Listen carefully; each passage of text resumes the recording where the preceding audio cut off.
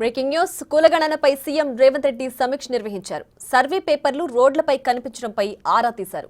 ఇప్పటి వరకు 44.1% కులగణన పూర్తయిందని అధికారులు సీఎం రేవంత్ రెడ్డికి తెలిపారు. 51.24 లక్షల కుటుంబాల డేటా సేకరణ కంప్లీట్ అయిందని అన్నారు. 1,16,14,349 కుటుంబాల మార్కింగ్ పూర్తయింది. సర్వేలో 87,807 మంది సిబ్బందితో పాటు 8,788 సూపర్వైజర్లు పాల్గొన్నారు.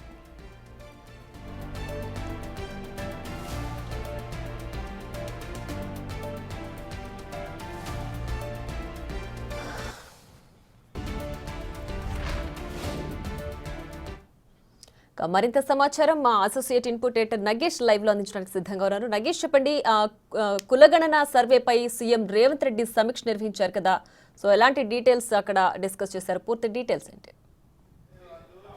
బీసీ కులగణన సంబంధించి ముఖ్యమంత్రి రేవంత్ రెడ్డి చాలా ఇంపార్టెంట్గా తీసుకున్న ఇష్యూ. ఎందుకంటే కులగణన సర్వే చేస్తే కనుక బీసీలకు ఉద్యోగ విద్య అవకాశాల్లో కూడా సరైన అవకాశాలు లభిస్తాయని చెప్పి ఇప్పటికే ప్రభుత్వం ఒక ఆలోచన చేసింది. కులగణన అనేది భారతదేశంలోనే ప్రతిష్టాత్మకంగా తెలంగాణ ప్రభుత్వం తీసుకున్న వ్యవహారం ఇది. ఎందుకంటే కులగణన చేస్తే కనుక బీసీల శాతం ఎంత ఉంది, వాళ్లకు విద్య ఉద్యోగ రాజకీయ అవకాశాల్లో ఎంత మేర వాళ్ళ స్థానం ఉంది, వాళ్ళకి ఇంకా ఎంత మేర స్థానం కల్పించాలి అన్న దానిపైనే కులగణన నడుస్తుందని చెప్పచ్చు. దీనికి సంబంధించి 6 నుంచి ఈ నెల 9 వరకు తెలంగాణలోని 4 కోట్లకు పైగా ఉన్న జనాభా సంబంధించిన ఇండ్లల్లో స్టిక్కర్లు ఇప్పటికే అతికించి వేశారు.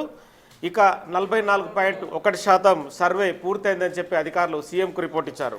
51.24 అంటే వీళ్ళ ఇండ్లల్లో ఇప్పటికే సర్వేను కంప్లీట్ చేశామని చెప్పి వాళ్ళు సీఎంకి ఇచ్చిన రిపోర్ట్లో పేర్కొన్నారు.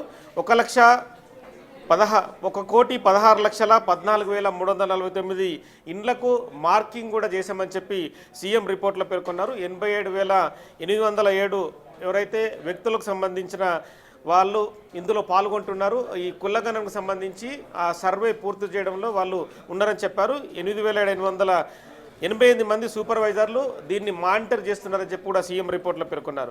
92,901 పరిధిలో బ్లాకులలో కూడా ఈ సర్వే పూర్తయిందని చెప్పి రిపోర్ట్ ఇచ్చిన పరిస్థితి. 52,493 రూరల్ ఏరియాలు, అలాగే 40,901 అర్బన్ ఏరియాలో దీనికి సంబంధించి సర్వే ఇప్పటికే పూర్తి చేశామని చెప్పారు. కొన్ని చోట్ల అబ్జెక్షన్స్ వస్తున్నాయి. వాటికి సంబంధించి ఎప్పటికప్పుడు అధికారులు వాళ్లకు ఈ కులగణన చేస్తే వచ్చే లాభాలు, అలాగే వాళ్ళకి ఏం జరుగుతుంది, కులగణన అనేది బీసీ జనన సంబంధించిన అంశం కాబట్టి వాళ్ళకు క్లారిటీగా చెప్పే ప్రయత్నం చేస్తున్నారు. నిన్న సాయంత్రం బీఆర్ఎస్ ఎమ్మెల్సీ కవిత ఇంట్లో కూడా కులగణన పూర్తయింది. అలాగే రాజ్భవన్లో గవర్నర్ జిష్ణుదేవ్ వర్మ తను కూడా కులగణన పూర్తి చేశారు. చాలామంది వీఐపీల ఇళ్లలో ఇప్పటికే కులగణన పూర్తి చేసిన పరిస్థితి. నేను ఒక 2 రోజుల క్రితం మేడ్చల్ రోడ్డు పైన కూడా కులగణన పేపర్స్ రోడ్డు పైన పడడం పైన కూడా సీఎం రేవంత్ రెడ్డి అధికారులపైన సీరియస్ అయ్యారు. ఎందుకంటే రోడ్లపైన పేపర్లు కనిపించడం వల్ల ప్రజలకు మీరు ఎలాంటి మెసేజ్ ఇస్తున్నట్టు, అంటే కులగణన చేయడం ఇష్టం లేక మీరు రోడ్లపైన పేపర్లు పడేస్తున్నారన్న విషయాన్ని కూడా అధికారులపైన తీవ్ర ఆగ్రహం వ్యక్తం చేశారు. ఇలాంటి ఘటనలు మళ్ళీ మీడియాలో కానీ పేపర్లలో కానీ తన దృష్టికి రాకూడదని చెప్పి కూడా సీఎం గట్టిగానే చెప్పిన పరిస్థితి. ఎందుకంటే కులగణన అంశం అనేది చాలా ప్రతిష్టాత్మకంగా తెలంగాణ ప్రభుత్వం తీసుకుంది. దీనిపైన ఇప్పటికే చాలా రివ్యూస్ నిర్వహించాం. కులగణన చేయడం వల్ల తెలంగాణ బీసీ జనాభాకు సంబంధించి భారతదేశానికే ఒక మెసేజ్ ఇవ్వబోతుంది. ఇప్పటికే బీసీలు సామాజికంగా, రాజకీయంగా, ఆర్థికంగా వెనుకబడి ఉన్నారన్న అపవాదు ఉంది.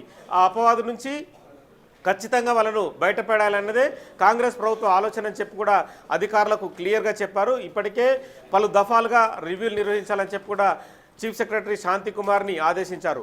కులగణనకు సంబంధించి మంత్రి పొన్నం ప్రభాకర్ కావచ్చు, వివిధ శాఖల్లో ఉన్న మంత్రులు కూడా తమ జిల్లాలో జరుగుతున్న కలెక్టర్లతో ఎప్పటికప్పుడు రివ్యూ నిర్వహిస్తున్నారు. కులగణన అనేది కొద్ది రోజుల్లోనే తొందరగా పూర్తి చేయాలని చెప్పారు. ఎందుకంటే నగేష్, అయితే అంటే కులగణన సర్వే ప్రారంభించి చాలా తక్కువ టైంలోనే ఇప్పటికే 44% పూర్తయిందంటే ఇంకా త్వరగానే రిమైనింగ్ కూడా కంప్లీట్ అవుతుందని భావించవచ్చా?